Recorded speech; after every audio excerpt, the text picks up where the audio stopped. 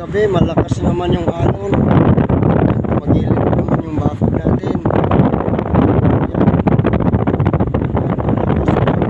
Nasanyog yung tambak ng buhangin. Yan, wasak-wasak na naman. Giba-giba na naman yung bakod natin. Yan, ayusin na naman. Kagabi ay yung mga halaman inakyat namin dun sa mataas na lugar para hindi maabot ng tubig kalat.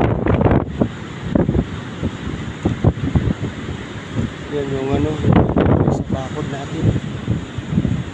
May na doon yung sa gate doon, ayos ko na rin. Dito na lang yung dito matibay-tibay. Yung harap talaga, grabe.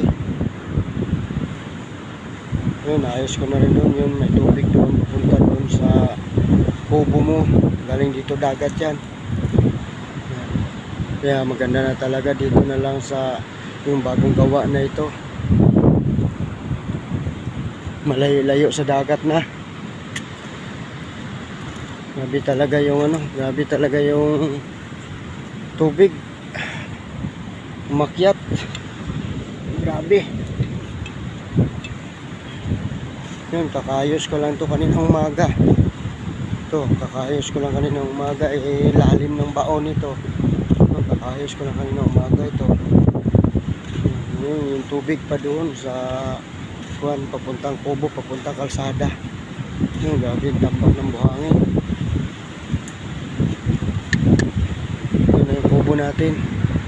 Malapit na sa kabila na lang. Sa kabila na lang yung walang bubong. Kinapos kasi yung bubong natin. Kaya yung pawid. Murder pa ako ng 200.